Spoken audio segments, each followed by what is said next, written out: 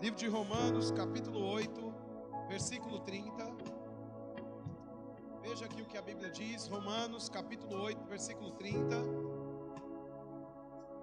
Oh, glória a Deus. Quem achou, diga amém. A Bíblia diz que aos que predestinou, a esses também chamou, e aos que chamou, a esses também justificou, e aos que justificou, a esses também glorificou. Feche os seus olhos, vamos orar. Pai, eu te rendo graças por sua palavra. Eu sei que ela é viva e eficaz. Ela não volta vazia, mas antes ela cumpre o propósito para o qual foi designado. Senhor, obrigado hoje à noite por olhos para ver, ouvidos para ouvir, boca para confessar, coração e mente prontos para provar, experimentar a sua boa, perfeita e agradável vontade. Eu sei porque sei que depois de ouvirmos a sua palavra nessa noite, Senhor, a nossa vida nunca mais será a mesma. Nunca, nunca, nunca. Quem crê, diga aleluia. Amém. Então nós estamos aqui às quintas-feiras desse mês, estudando um pouco e acompanhando o que a Bíblia diz acerca da revelação de um chamado, né? Nós vimos na semana passada que tudo que está debaixo do céu tem um propósito. Diga assim: eu tenho um propósito. Né? Então nós demos uma olhada na Bíblia acerca dessa questão de que tudo que está debaixo da terra tem um propósito, e hoje eu quero continuar com isso, e esse texto saltou no meu coração para que a gente traga consciência para nós dessa questão do propósito. O apóstolo Paulo está trazendo essa ministração para os judeus em Roma, para as pessoas que estavam se convertendo, e assim como nós, talvez aqueles homens, eles tinham um certo tipo de dificuldade ou desafio, na verdade, em compreenderem, né, a questão do chamado deles. Você sabe que essa é uma das questões mais desafiadoras para o ser humano até os dias de hoje. Muitos de nós ficamos entrando em ano, saindo de ano, né, com essa questão vindo à tona toda vez que a gente pensa sobre ela, porque talvez não seja tão simples assim nós compreendermos para que nascemos, né? E ainda que você saiba que você nasceu para um bom propósito, diga: eu nasci para um bom propósito. Você deve querer saber qual é esse propósito. Então isso é lícito, isso é muito bom, e a Bíblia nos ensina inclusive a buscar essas coisas em oração. Nós precisamos ter uma consciência revelada daquilo que Deus nos chamou para ser. Imagina que se você tivesse um propósito, uma chamada de Deus, né, para ser um médico, mas decidisse ser um radialista. Talvez você fosse um radialista infeliz, não é verdade? Muitos de nós às vezes estamos fazendo coisas na vida, mas não estamos com o coração grato por fazermos. E é lógico, irmãos, que tem momentos da nossa vida e momentos, áreas da nossa vida ou fases da nossa vida em que nós vamos ficar ou vamos fazer alguma coisa porque precisamos fazer alguma coisa. Nem sempre o que nós fazemos é porque nós queremos, mas porque precisamos fazer por uma fase.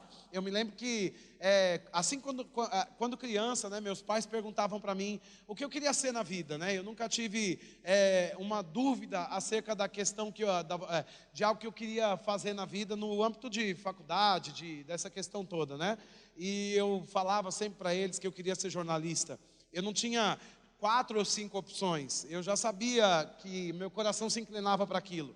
Agora veja, eu me lembro que a maior parte do tempo, né, em que eu estava envolvido em alguma coisa, né, ou todo o tempo que eu pude trabalhar, eu comecei a trabalhar acho que com 16 anos de idade, salvo engano, uma vez que eu tinha acho que 10 anos de idade, 13 anos na verdade. E meus pais foram morar no interior e eu cismei que eu queria trabalhar. E aí os amigos da escola trabalhavam, no interior era diferente de São Paulo, né? Então eu queria me aventurar, morava quase que num sítio e tinha uma fábrica de gaiola naquele lugar, e eu chorei, esperneei e porque queria que meu pai e minha mãe deixassem eu trabalhar na fábrica de gaiola. Então eu comecei a acordar às 7 da manhã e eu comecei a passar arames por dentro daquela armação de madeira, né, que nós chamamos de gaiola. E a minha mão começou a cortar tudo, porque no lugar que eu morava era muito frio pela manhã. Então quando eu pegava o alicate para passar o arame, aquilo começou a cortar a minha mão. Bom, eu consegui ficar um mês, e eu fiquei um mês ali bem assim, esperançoso, né, de terminar aquele mês, porque durante o mês, junto com a fábrica de gaiola, tinha também uma fábrica de doce. E no final do mês meu pai teve que ir lá, porque ao invés de eu ganhar salário, meu pai teve que pagar, porque eu gastei mais do que eu ganhei, né? Mas eu tive uma aventura, e eu comecei a me aventurar, então com 13, mas aquilo durou um mês, e depois eu me lembro de trabalhar em algumas áreas. Acho que com 16 ou 17 anos eu estava trabalhando, né? Eu ganhei uma bolsa no colégio, e e eu fui escolhido entre alguns alunos, então uma oportunidade surgiu. Por 3 anos eu fui bolsista e prestava alguns serviços na secretaria daquele colégio. Era uma experiência que eu estava tendo. Depois eu me lembro de trabalhar em outras áreas também, mas demorou a eu conseguir exercer aquilo que estava no meu coração, que eu tinha vontade de fazer, porque primeiro eu precisava fazer uma faculdade, me profissionalizar de alguma maneira, né? E quando eu consegui de fato entrar na faculdade, eu consegui um estágio que não era remunerado, então eu ia para a faculdade de manhã, mas a fim de ficar mais tempo na TV, eu gastava o meu horário da escola, da faculdade, no estúdio de TV, e tive aquela experiência. Às vezes entrava às 7 da manhã, saía de lá 1 da manhã, mas sabe de uma coisa? Não ganhando nada, mas mesmo depois de muitas horas trabalhando, meu coração estava com muita alegria, eu tinha muito refrigério de estar ali, muito prazer de estar ali, porque eu fazia a coisa que eu queria fazer. Ninguém me pagava nada, eu não tinha nenhum tipo de benefício no colégio, porque eu estava na faculdade, porque eu estava sendo um estagiário na TV, né? Mas aqueles 4 primeiros meses em que eu pude me aventurar naquilo foram fantásticos para mim, porque eu esperei muitos anos para conseguir ter aquela experiência. Agora veja, depois que eu tive essa experiência, tive algumas outras experiências com jornalismo, muito poucas. Por quê? Porque logo depois eu me converti e então eu comecei a me enveredar para outros caminhos. O Senhor começou a me levar para outros caminhos. Por que eu estou dizendo isso para você? Porque parece que no meu coração eu tinha me preparado uma vida inteira para fazer uma coisa que eu queria. E sabe de uma coisa, aquilo me ajudou e me ajuda até os dias de hoje. Eu acredito que aquilo estava modelando de alguma coisa, comunicando com partes do meu chamado que eu exerço hoje na obra do ministério. Mas eu não fiquei muito tempo por ali, né? Eu nem desfrutei muito tempo daquilo. Eu fui mais outras coisas na vida do que jornalismo. E quando eu podia de fato me encaminhar para isso, o Senhor me tirou de lá e me abriu uma nova possibilidade. Aí eu estava no ministério já há algum tempo, e eu me lembro que meu pastor, ele começou a me dizer que eu tinha um chamado pastoral, e eu pensava, isso é impossível de acontecer comigo, eu não gosto disso, eu não quero fazer isso de jeito nenhum, eu posso ajudar qualquer coisa na igreja. Eu não tenho problema nenhum até os dias de hoje, de pegar uma cadeira, de limpar um chão, de subir numa escada, de fazer qualquer tipo de coisa que todo crente que é crente ama a igreja, ok? Quem está aqui? Né? Então é impossível para a gente que ama a igreja, a gente vê as coisas não funcionando e a gente ser apático em relação àquilo. Mas essa questão do chamado pastoral não era uma coisa que eu queria. E deixa eu dizer uma coisa para você. De fato, irmãos, nos dons do ministério, eu não sou um pastor, mas eu tenho essa responsabilidade na igreja, né? E eu estou pastor, então pastorei essa igreja. Não é uma coisa que me tirava o fôlego, em que eu pensava, uau, eu vou me preparar a vida inteira para ser um pastor. Mas sabe que sem eu dar aquele passo de aceitar aquilo que Deus tinha para mim naquele primeiro momento, eu não poderia estar vivendo outras coisas no âmbito do ministério que me trazem muito mais empatia, em que meu coração se alegra muito mais. Porque eu estou dando voltas e falando isso para você? Porque nem sempre o seu chamado, o seu ponto de partida, ele está naquele lugar em que você tem o coração alegre, em que você salta por dentro, né? Então, da maior parte das coisas que eu faço no ministério, poucas coisas que eu faço até hoje são as que eu mais gosto. E não porque eu não gosto das obras do ministério. Quando eu falo sobre isso, por exemplo, eu não estou falando que eu não gosto daquelas coisas que eu faço. Mas o que eu estou dizendo é que tem coisas talvez que ninguém veja, que para mim tem mais valor do que coisas que são públicas, entende? Que me dão muito refrigério, muito prazer também. Quando eu posso equipar uma pessoa, quando eu posso treinar uma liderança, quando eu posso estabelecer novas plataformas de avanço para a igreja, quando eu posso estar com um grupo de oração, quando eu posso estudar sobre as camadas do profético, as estradas da revelação, quando eu posso me mover numa sala de aula, isso é incrível, assim como pregar nessa noite aqui. Mas veja, tem coisas em que você vai ter um coração mais aberto para fazer, e outras coisas você vai fazer porque você precisa. Agora, se você não cair na estrada, ou se você não abrir o seu coração para aquelas coisas que você percebe Deus te colocando, naquele primeiro momento, você nunca vai entrar na revelação do seu chamado.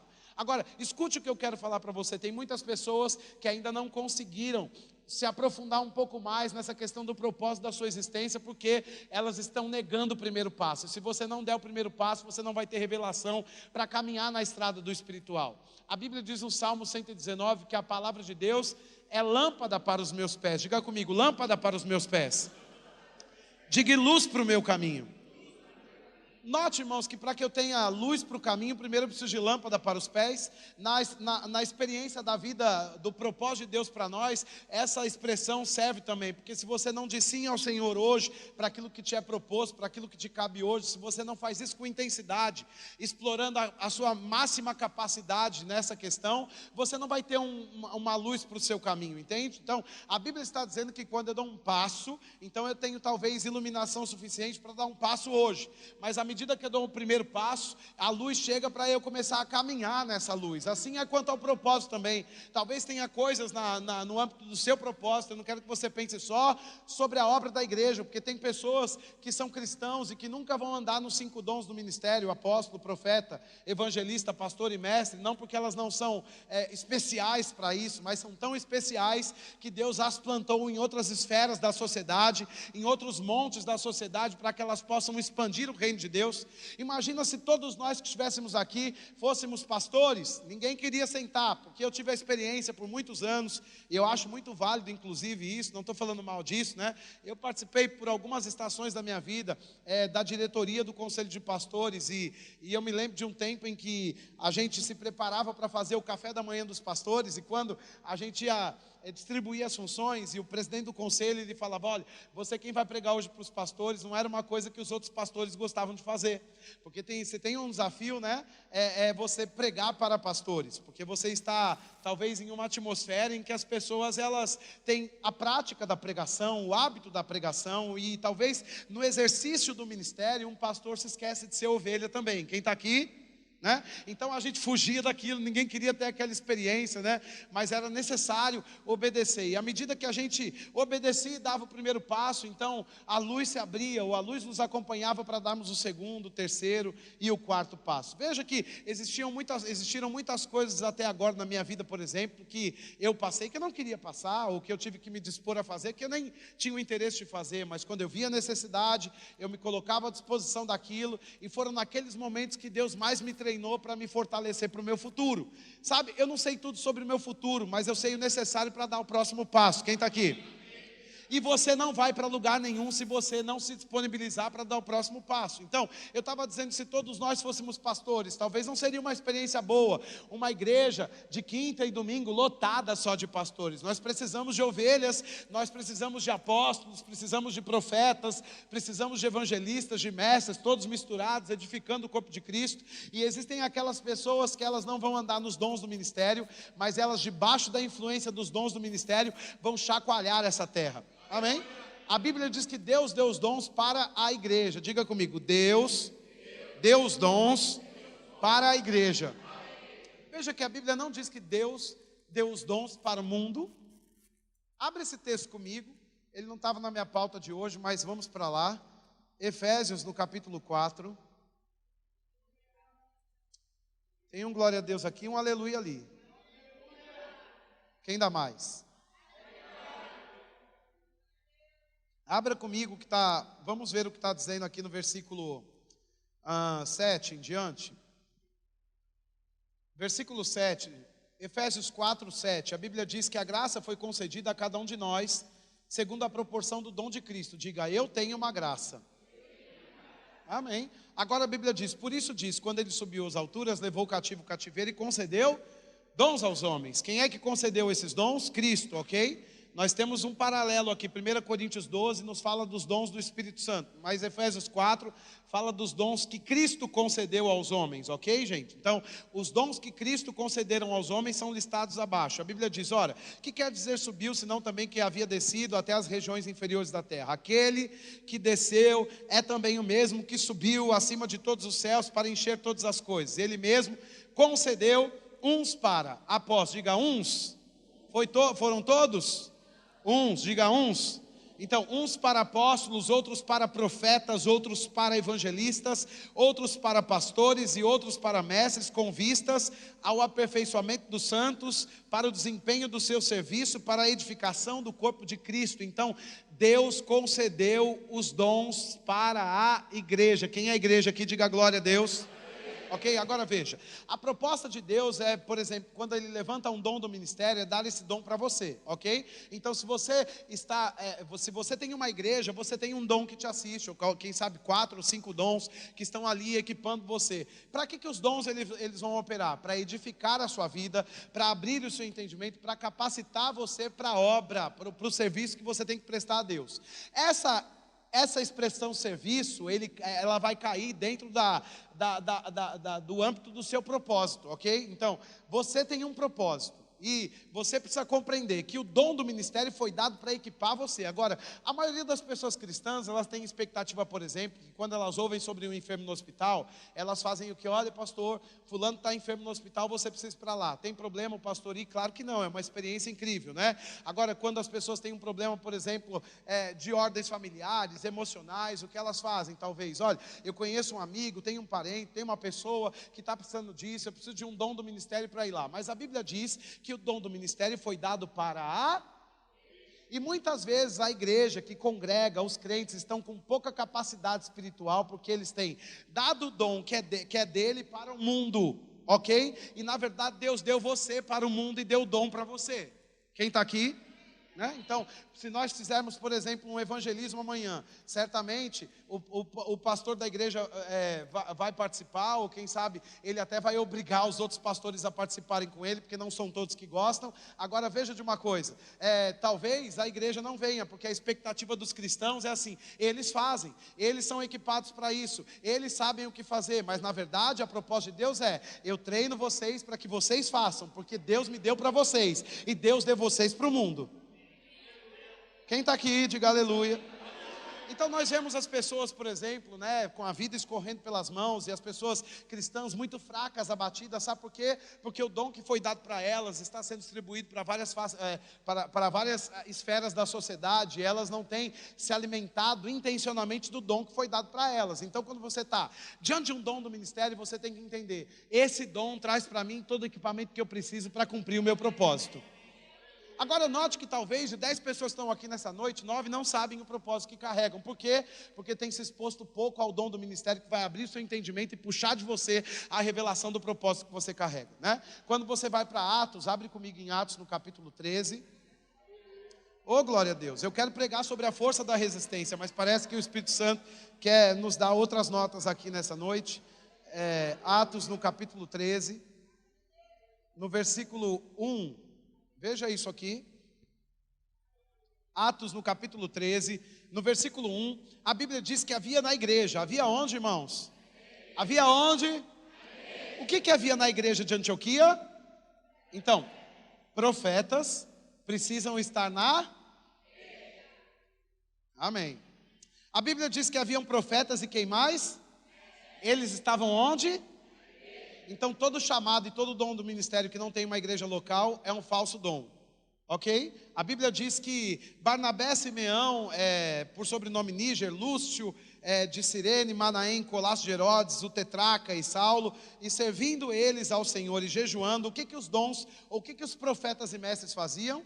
Eles serviam e jejuavam, ok? Então eles servindo e jejuando, disse o Espírito Santo: separai-me agora Barnabé e Saulo para a obra que os tenho chamado. Então, jejuando e orando e impondo sobre ele as mãos, os despediram. Veja o que acontece quando as pessoas estão na igreja. O dom do ministério, de fato, estavam ali profetas e mestres, e Paulo estava ali no meio daquela classe de pessoas. Agora, tinham aspectos do chamado, do dom de Paulo, que ainda não tinham subido para ele não tinha revelação. Você sabe que existem aspectos do propósito que Deus derramou sobre a sua vida, que você nem imagina. Quando alguém me disse que eu ia ser um pastor, eu quase tomei um susto, porque é uma coisa que eu nunca imaginei na minha vida. Tem coisas que você acha que não são para você, e que talvez você nunca vai viver na vida, e talvez sejam aquelas áreas em que você mais foge, que tem um propósito ligado para você, com Deus, com você. Você entende, irmãos? E aí o que acontece é que Paulo estava lá, ele estava fazendo o quê? Na igreja, jejuando. Ele estava onde jejuando? Isso, então, existem práticas que nós precisamos estabelecer como práticas do corpo de Cristo. Jejum, oração, servir ao Senhor. Um cristão, quando se converte, ele precisa ter essas práticas na coletividade. Jejum, oração, o serviço ao Senhor, né, em todos os aspectos da igreja. E eles estavam lá fazendo só isso. De repente, no meio do serviço e do jejum, o que acontece? O Espírito Santo fala. E alguém se levantou. De fato, a Bíblia diz que o Espírito Santo falou: separai-me Barnabé, né, e Saulo para a obra que os tenho chamado. Então, eles já tinham sido chamados para uma obra. E eles estavam operando como profetas e mestres. Você está comigo? Diga aleluia. Ok? Só que eles nem tinham ainda a dimensão de que havia outra porta, ou outra esfera do dom de Cristo liberada sobre a vida deles. Já estava muito bom, porque Paulo nem era um cristão de berço, ele era um perseguidor da igreja, o nome dele era Saulo, né? Mas Deus encontrou ele, ele encontrou Deus, e a vida dele foi mudada completamente. Agora ele está no conselho dos profetas, operando como alguém que ensina algumas pessoas, recebendo instrução daquelas pessoas, para se preparar para o ministério. De repente o Espírito Santo diz: olha, eu tenho algo para fazer na sua vida, e eu vou te levantar para cumprir um propósito que você foi chamado. Diga: eu também fui chamado. Então, revelação subiu para ele, e a Bíblia diz que o dom do ministério estava ali. Os profetas e mestres são dons do ministério. Geralmente, o dom do ministério carrega uma graça para puxar de dentro do seu espírito as questões acerca do propósito da sua existência que você não sabia. Então, talvez você encontre pessoas que fiquem animadas, e pessoas proféticas, e pessoas que têm uma graça, né, para dizer: olha, eu vejo na sua vida isso, aquilo outro, isso é lícito, isso é muito bom. Agora, de fato, os dons do ministério, os 5 dons, estão equipados para puxar de você o que opera dentro de você, que Deus enviou para você. Ok, gente?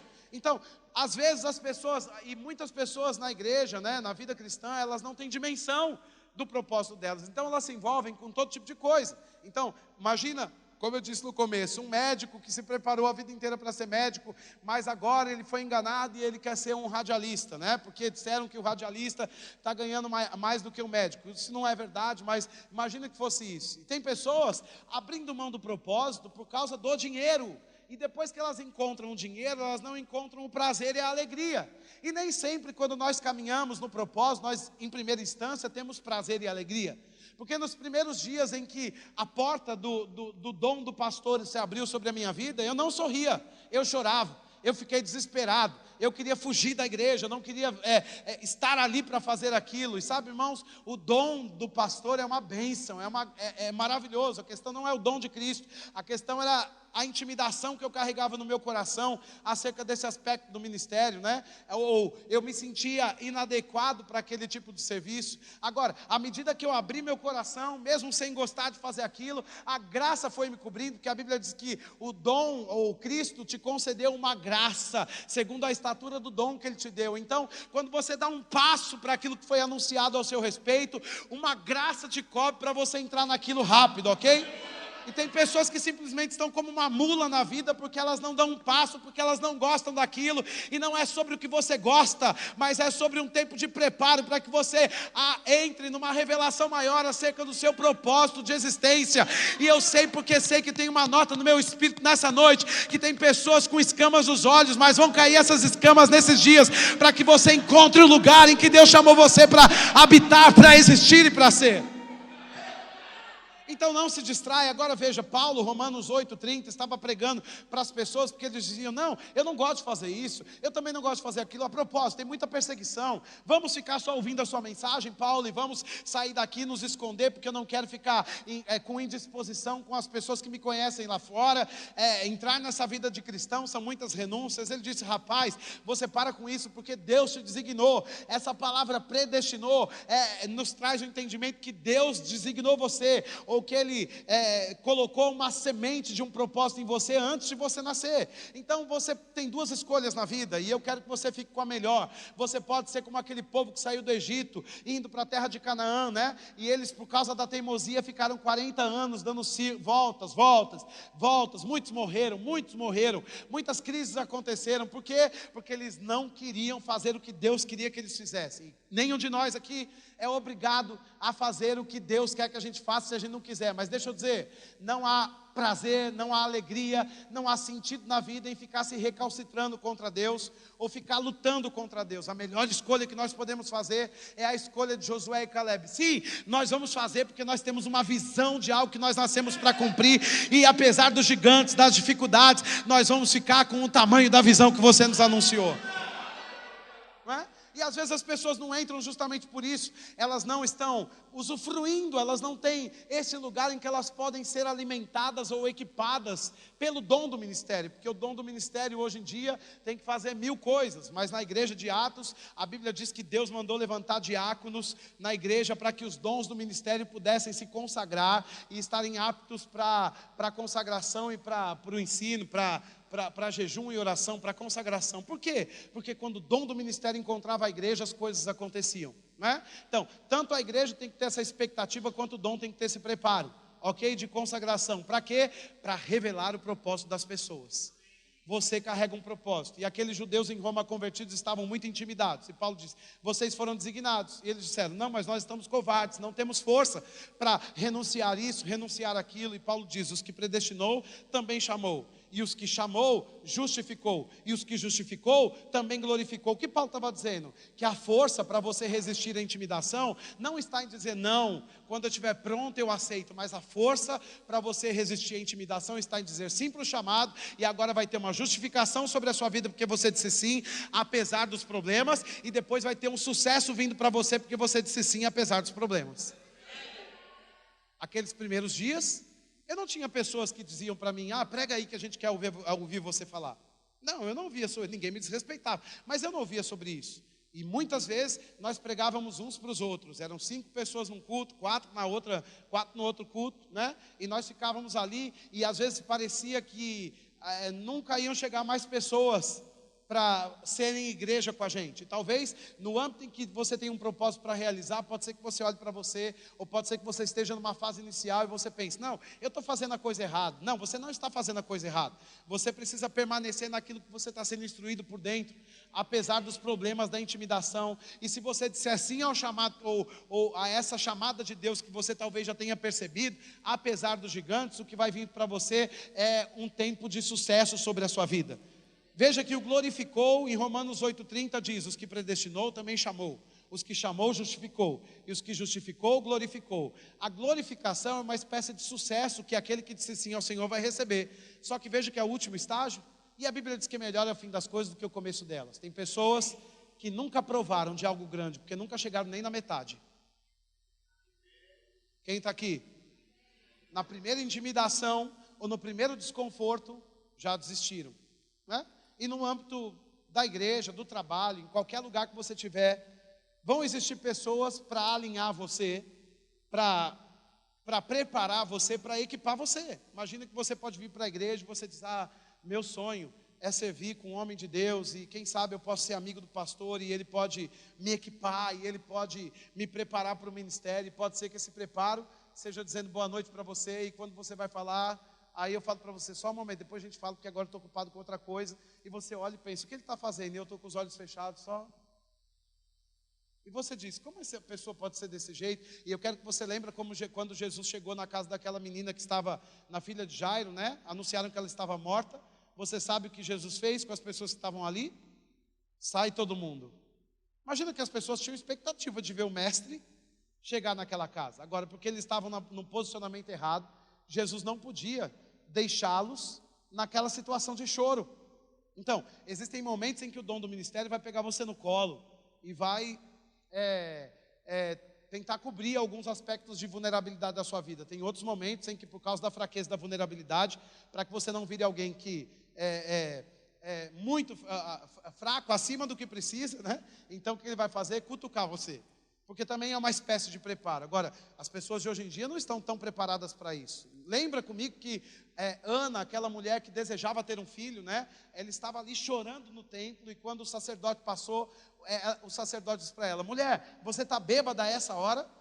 Imagina que uma pessoa vai orar no templo, que é um lugar de oração, E ela espera, talvez, tem uma expectativa que de repente no meio da oração, quem sabe o sacerdote passe, ou um profeta me visite, uma palavra revelada surja ao meu respeito. De repente, quando o sacerdote chega, ela diz: uau, eu vim na hora certa, funcionou. Ao invés dele estender a mão sobre ela e dizer assim: olha, eu estou com você nisso, essa causa você vai vencer. Sabe o que ele diz? Mulher, você está bêbada nessa hora? E sabe de uma coisa? Ana estava tão cheia do Espírito Santo que ela disse: meu Senhor, a sua serva não está bêbada, a sua serva está orando. E ela não briga com ele. Imagina nos dias de hoje, né? John Bevere fala sobre isso no seu livro A Recompensa da Honra. Se uma mulher ou um homem estão no templo orando e eles vão, o pastor fala uma coisa dessa, capaz de sair no tapa.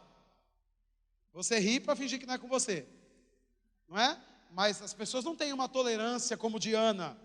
Não é verdade? Agora veja que Ana, ela ficou com aquilo, mas sabe de uma coisa? Ela viveu um milagre. Ela não desprezou a unção do homem de Deus, porque ele falou algumas coisas que talvez poderia ser visto como coisas que não deveriam ser faladas naquela hora.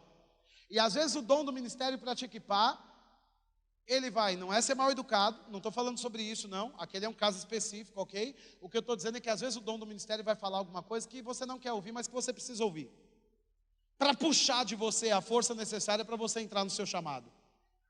Seja dentro da igreja, seja fora da igreja, porque você cumpre o seu chamado lá fora também. Quem está aqui, diga amém. Agora, o sucesso veio para Ana, depois que ela disse sim. O sacerdote estava ali, e aquilo que ele falou poderia ser aquele estupim. Hoje eu não venho mais nessa igreja. Não, a partir de hoje eu não aguento mais isso. E ela disse: não, eu tenho um alvo, eu vou ficar aqui, pode falar. Não, meu senhor, a minha serva não está embriagada, a sua serva não está embriagada. Ela ficou num lugar de submissão e depois ela teve um milagre nas mãos. De fato, o propósito de Ana era ter Samuel. Tem pessoas que o grande propósito da vida delas é ser mãe. E nos dias de hoje, uma mulher com essa tônica do feminismo, encontrar o seu propósito, né, ou receber a revelação que o seu grande propósito na vida é ser mãe, talvez seja um pouco frustrante. Mas o que seria de Samuel sem Ana? E a sociedade hoje em dia desvaloriza, e eu não acho que a mulher que trabalha, ou a mulher que tem que trabalhar, ou não é, às vezes a mulher nem tem que trabalhar, mas ela sonhou com uma profissão, uma carreira. Está tudo ok, pode ser que o campo do propósito dela seja lá naquela profissão, e na carreira vão ter pessoas para ajudá-la na educação dos filhos. Ok, está tudo certo, mas existem mulheres que abandonam o propósito que têm como mães, porque elas não se enquadram no padrão das outras mulheres, mas o padrão que você deve ter para a sua vida não são as outras mulheres, mas é o céu. Ok, porque pode ser que por você olhar para a grama do vizinho, você fique um pouco frustrado ou frustrada, né? Então você precisa olhar para o Senhor, para que você encontre em você a força do seu chamado. E pode ser que você seja tão boa mãe para os seus filhos, que você vai começar também a ensinar outras mulheres a educar os filhos delas. Você sabe que nós vivemos numa geração em que não uma geração que não se honra pai e mãe. E nós, em primeira instância, talvez temos essa perspectiva de que as crianças estão muito difíceis. Não, os pais abandonaram a sua chamada. Os pais abandonaram o seu propósito. Porque tem pessoas, irmãos, que elas vão, de fato, abrir mão de muitos aspectos na vida para correrem dentro do propósito que foram chamados. Olha, eu quando conheci Shirley, ela estava na igreja antes de mim, e sabe que ela era minha líder de jovens, ela era alguém da diretoria da igreja, muito responsável, muito requisitada, muito valorizado naquela igreja. Eu era um jovem que cheguei e comecei depois de um tempo a liderar o departamento de jovens com ela, e nós fomos crescendo juntos na igreja, e ela uma mulher sempre muito madura, mas sabe, depois que nós casamos e tivemos o nosso primeiro filho, depois a Caroline, o que aconteceu não foi que ela abandonou o chamado dela, mas ela segue no chamado dela, junto com a maternidade. Ela não abandonou os filhos para correr a carreira, porque ela tem essa nota de que ela vai me dar o alívio para que eu possa construir para nós, enquanto ela segura a onda na educação dos nossos filhos, ou levantando e construindo a nossa casa. Quem sabe, imagina que se ela fosse uma mulher um pouco arrogante nesse aspecto, não reconhecesse o dom operando em mim, e não abrisse mão por essa estação do chamado individual que ela tem para a vida dela, para edificar a nossa casa. Talvez nós não teríamos uma condição moral de estarmos aqui para pastorearmos uma igreja, mas graças a Deus por ela, que reconheceu a chamada de Deus em nessa estação dedicar a maior parte do tempo dela, porque ela faz muita coisa aqui dentro da igreja, mas a maior parte do tempo dela e a prioridade dela hoje é justamente ter um olhar favorável para a nossa casa, para a minha vida, para os meus filhos, para os nossos filhos, para nossa maneira de fazer a coisa. E deixa eu falar uma coisa para você: a família não rouba dela o lugar que ela tem em Deus como ministro da palavra, mas se ela tiver que escolher hoje entre o João Pedro ou a Caroline para algo que ela tem que fazer com eles, e vir aqui, ela vai dizer: faz você hoje, amanhã eu cubro esse aspecto, porque a nossa casa hoje vai precisar disso. Ela não está em pecado, ela me liberou para que eu pudesse correr, porque o que ela faz eu não poderia fazer do jeito que ela faz, e o que eu faço ela não poderia estar fazendo agora do jeito que eu faço. Quem está aqui me entendendo, diga aleluia. E você sabe que tem casais que competem no ministério, e que se o homem faz uma coisa, a mulher fica frustrada e quer fazer igual. E que se o homem prega, ou se a mulher prega, né? Porque também tem homens que foram chamados nessa estação para cobrir alguns aspectos para que a mulher possa fluir. Porque Débora era uma mulher de Deus, e Baraque o rei não fazia nada sem consultar Débora. Mas você sabe que ela era casada? Ela era casada com um homem que não tinha uma relevância no aspecto ministerial. Então ela seguia naquela liderança profética, naquela estação na sua geração, e era muito requisitada. E sabe, aquele homem, aquele esposo dela, aquele marido dela, é um baita de um homem. Por quê? Porque ele dava toda a condição para que Débora cumprisse o seu propósito. Havia uma graça sobre aquela família para que Débora corresse, para que o marido ficasse. Então, não é que a mulher sempre tem que abrir mão e o homem sempre tem que correr, mas cada família tem a sua graça e tem o seu propósito a ser revelado. Pode ser que ao passo que mulheres vão ficar e homens vão correr, pode ser que também homens fiquem e mulheres corram, ok? O chamado é assexuar, diga comigo aleluia. Amém, irmãos? E nós precisamos reconhecer o nosso propósito naquela estação e abrir caminho para que os outros voam. Porque se eu talvez ficasse impedido por ela, né? Veja, eu vou para lá e para cá. Sábado eu vou viajar e vou 4 dias fora. Aí eu chego na quarta-feira e na quinta eu viajo e fico mais 6 ou 7 dias fora. Aí eu volto e fico mais 15 dias em casa. Já viajo de novo e fico mais uma semana fora. Agora deixa eu dizer uma coisa para você. Aretha Reagan, a esposa do irmão Reagan, não ficava com o marido ausente uma semana, ficava 3 meses. E sabe de uma coisa? A graça sustentava ela e seus filhos. E nenhum dos seus filhos são desviados.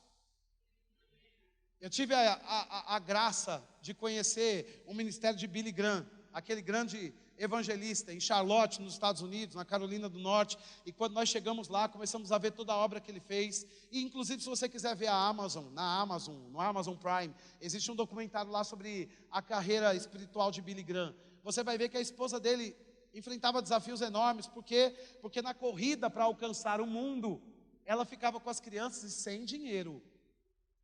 Aretha Reagan, no livro Preço Não É Maior que a Graça, ela conta em vários momentos em que o irmão Reagan distante ligava para ela e ela dizia assim: não temos mais nada em casa. E ele dizia: leia Marcos 11, 23.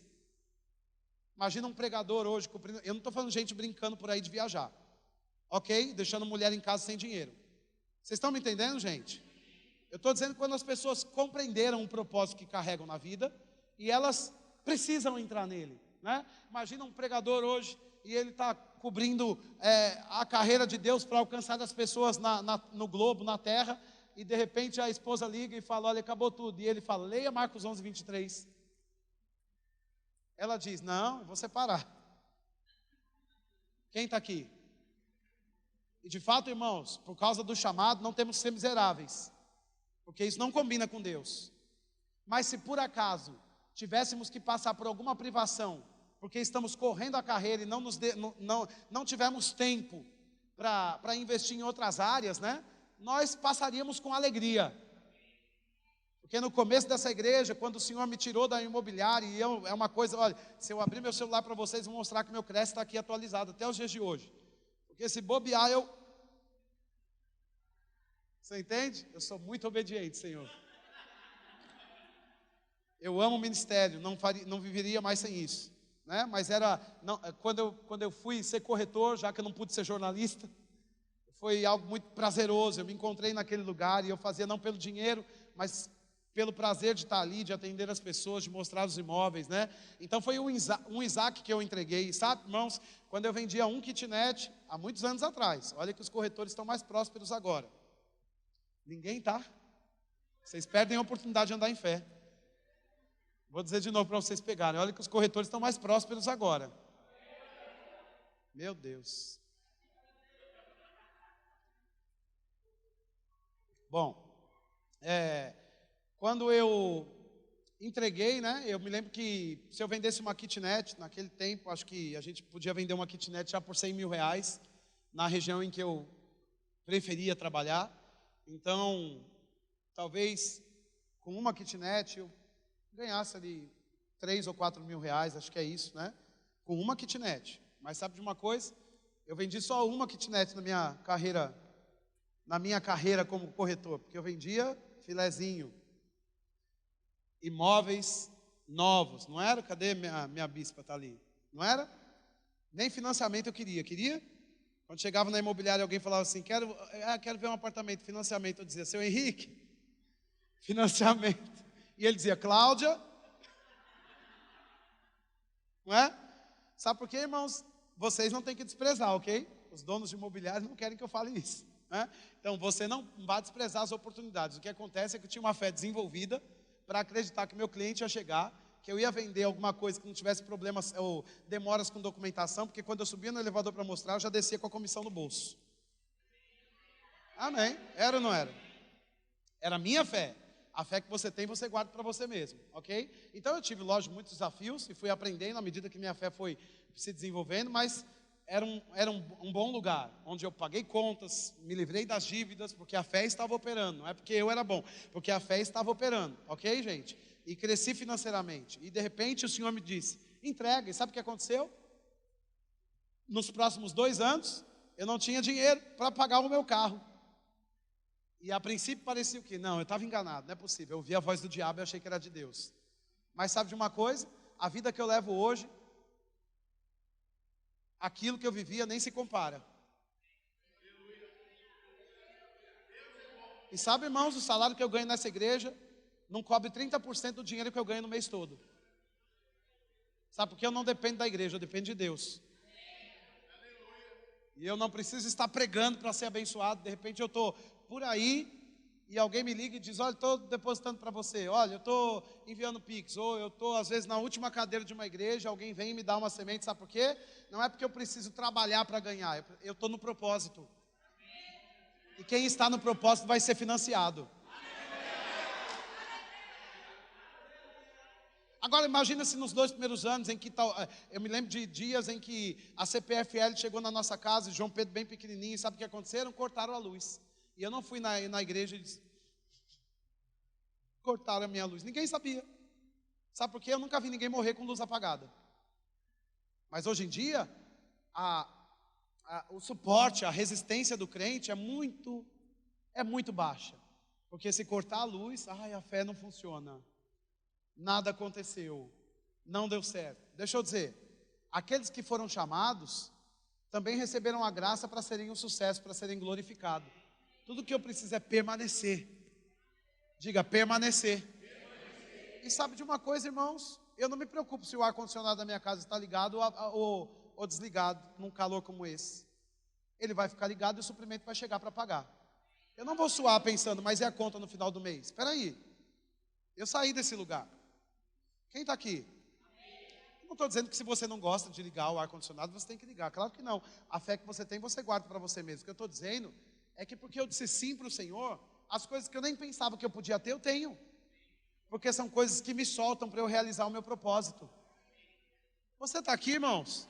Então Shirley abriu mão e disse assim, não, a gente vai fazer aqui, o que eu consigo fazer eu faço com você essa semana, por exemplo, segunda, terça, quarta, quinta, hoje, né, segunda, quarta e hoje. Ela passou a semana inteira aconselhando na igreja, 2 aconselhamentos por tarde.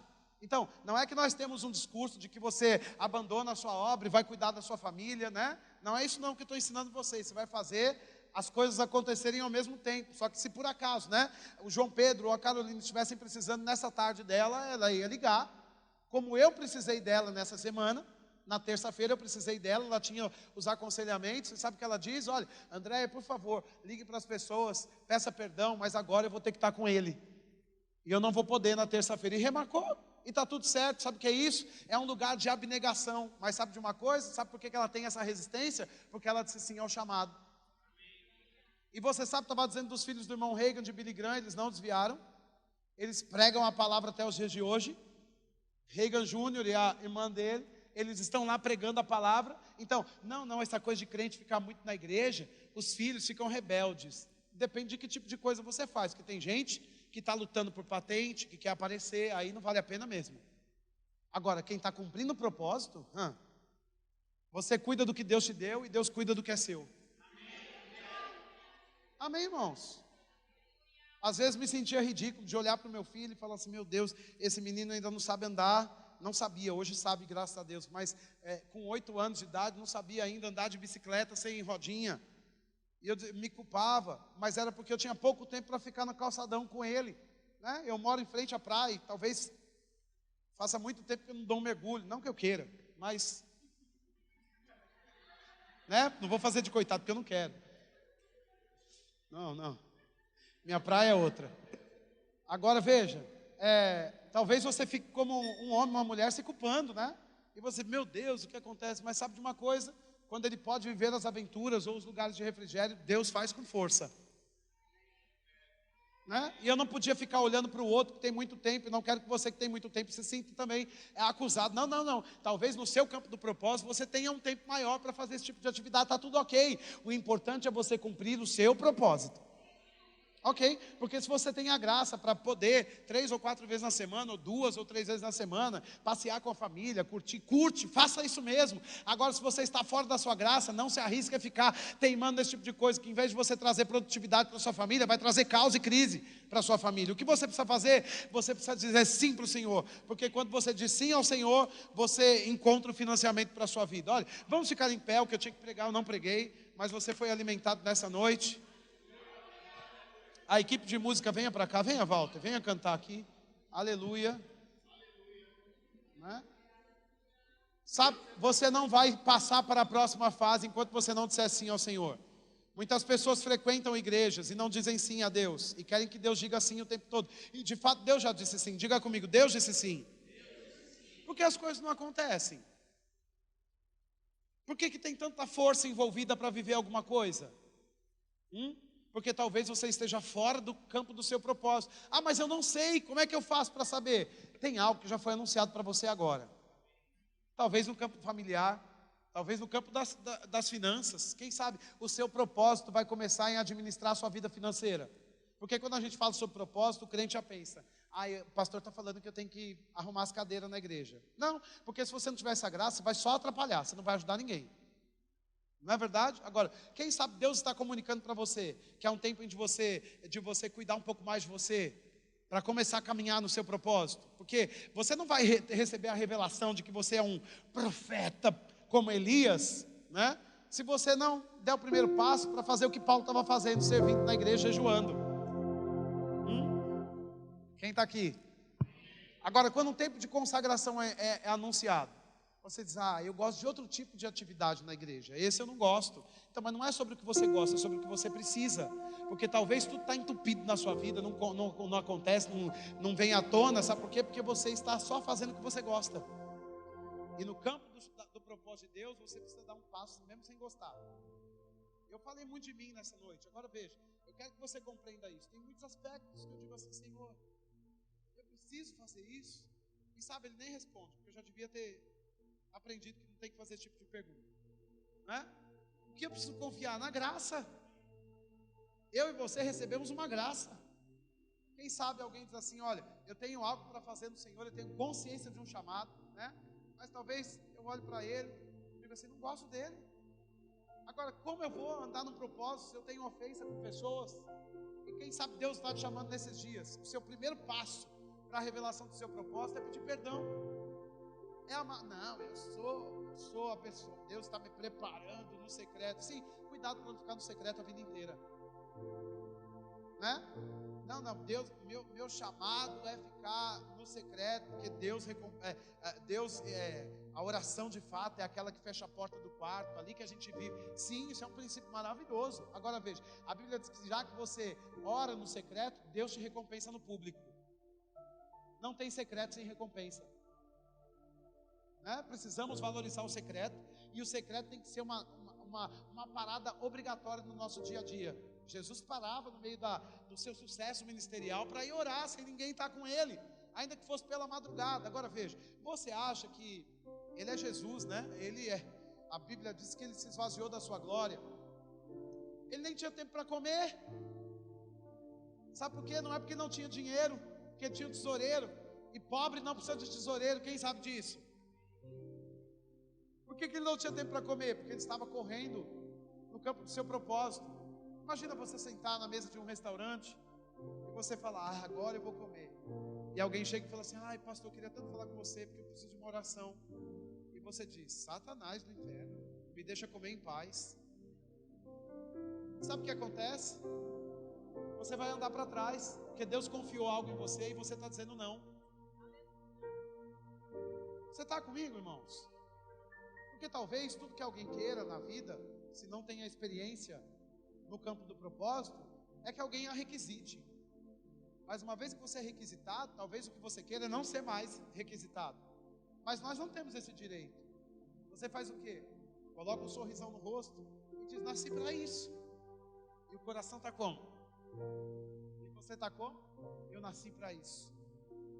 A graça te assiste e o que acontece é que você vai para a próxima fase. Ei, você é responsável pela fase que você está vivendo.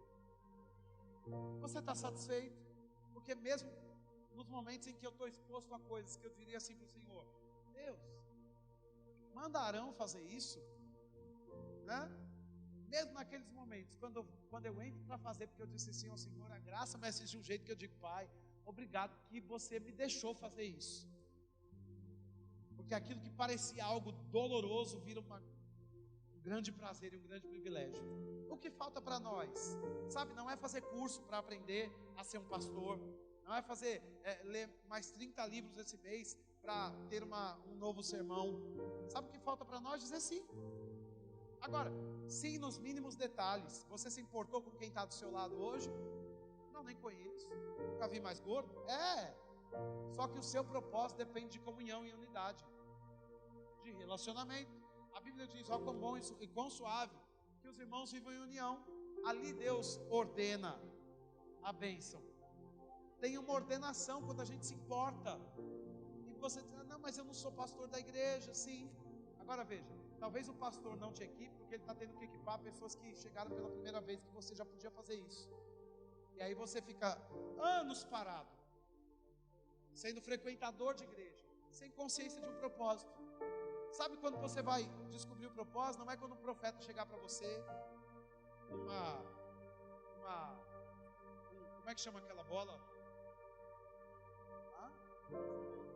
Bola de cristal. Dizer assim, Quantas vezes na Bíblia você vê Deus usando o profeta para anunciar o chamado na nova aliança? Irmãos, a gente acabou de ler Atos 13, procura, você não vai ver muitos eventos desses. Quem sabe Atos 13 seja, eu estou me lembrando também de Filipe, estou me lembrando de alguns outros agora, mas são pouquíssimos em que o dom do ministério chega e diz assim, olha, você é um evangelista. Na maior parte do tempo, as pessoas cuidavam uns dos outros, cumpriam o seu propósito na sua esfera de ação, né? E aí o que acontece? Cresciam. O que falar daquele homem chamado meu Deus, Apolo não, o que morreu na cruz, Estevão. O que falar de Estevão, que era um diácono? Você sabe que ele não foi promovido?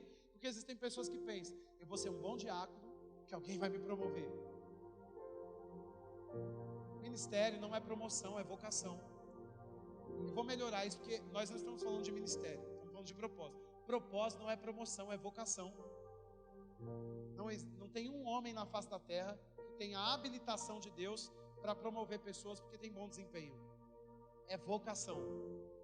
O que pensar de chamar um gago para pregar hoje à noite? Vocês vão na igreja, saem de casa, um gago pregar. E se ele for o libertador de uma geração como Moisés foi? O que pensar de chamar um menino para pregar nessa noite? Não, mas eu queria... Não, mas e o menino? E se ele for aquele que vai derrubar o gigante? Cuidado, porque às vezes nós desprezamos coisas que parecem pequenas, mas que carregam o que nós precisamos. Cuidado para não desprezar. Eu tenho dito isso para vocês. Moisés reconheceu o campo do seu propósito numa sarça. Olha, você olha para as crianças, por exemplo. Você fica 10 minutos com eles, você fica pedindo estratégia a Deus para saber como é que vai ficar os próximos 20, os próximos 30. Não é porque eles são maus, mas é porque nós fazemos parte de uma geração de pais que abandonaram seus filhos, mesmo estando em casa, ok? E aí, os professores do departamento infantil enfrentam um gigante a cada dia, porque eles não podem repreender porque os pais não gostam, eles não podem educar porque os pais ficam ofendidos, eles não podem trazer para baixo porque a criança chora. Aí o que acontece? Às vezes eles ficam enfraquecidos, e eles, ou até outras pessoas ficam sabendo de, não, departamento infantil, Deus me livre. Você sabe de uma coisa? Se você consegue convencer uma criança que Deus é bom, você prega para qualquer adulto. Agora, não temos fila de pessoas dizendo, eu tenho um propósito com criança. Mas tem fila de gente dizendo, eu tenho um propósito para milhões. Você sabe que não tem nada mais precioso do que a próxima geração? Quem está aqui? Você sabe onde é que estão os tesouros escondidos dessa terra? Você sabe onde Deus escondeu os depósitos dos tesouros? Em você.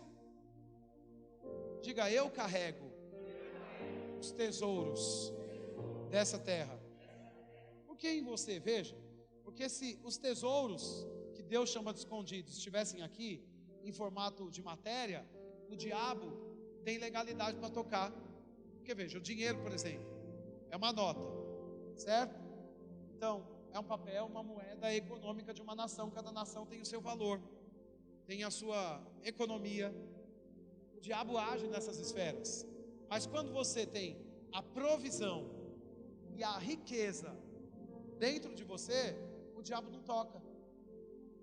Você pode tentar uma vida inteira ter um carro novo. Você pode ir lá lançar um olerite falso, conseguir o carro novo, e depois você vai ter aquela experiência de falar, né? Deus me deu e Ele mesmo tomou. Porque não vai pagar. Você fez força para ter alguma coisa aqui fora. Só que tudo que você vai viver aqui fora tem que sair daqui de dentro. E por que Deus já não resolve, não põe do jeito fácil, não coloca tudo aqui fora de uma vez? Por que Deus já não põe tudo aqui de uma vez aqui fora? Porque eu preciso aqui fora. Porque se tivesse aqui fora, sem que você concebesse de dentro, o diabo toca e leva embora. Porque o diabo é o Deus desse século. Ele tem autorização sobre a terra. Agora, em você não. Então Deus fez o quê? Depositou as riquezas dessa terra em você. Porque quando você vive uma experiência com Deus, ou puxa pela fé a riqueza, os tesouros, os bens daqui de dentro, o diabo não tem como tocar. Porque não foi o dinheiro que pagou, foi a visão que deu. Tudo que o dinheiro paga, vai e vem. Mas quando você tem uma bênção material aqui fora, estou falando sobre algo material, que não foi o dinheiro que pagou. Você pode ter comprado com dinheiro, mas você só comprou e o dinheiro só chegou porque a visão financiou. Faz parte do seu propósito, aí o diabo não toca. Sabe por que tem muito crente que consegue uma coisa e perde depois? Porque não foi por propósito, foi por ambição, egoísmo. E o livro de Tiago diz que cada um está sendo tentado por sua própria cobiça. E cobiça não tem nada a ver com provisão, prosperidade, riquezas. Eu não preciso ser, o fato de eu crer em riquezas não significa que eu sou alguém que cobiça, um ambicioso egoísta. Não. Sabe por que eu creio em riquezas? Porque eu creio no tamanho do propósito que eu carrego. E os recursos precisam vir para financiar o propósito. Quem está aqui, irmãos? Então, a chave para você resistir é dizer sim ao seu chamado. Porque quando você resiste, aos que predestinou, chamou. Aos que chamou, justificou. Aos que justificou, glorificou. Quando você resiste, apesar da intimidação, você permanece forte. O apóstolo Paulo desistiu? Não teve alguém que sofreu no chamado como ele. depois de Jesus. Então, o que você precisa não é de um tapinha nas costas, é dizer sim logo de uma vez e correr a carreira que te está proposta.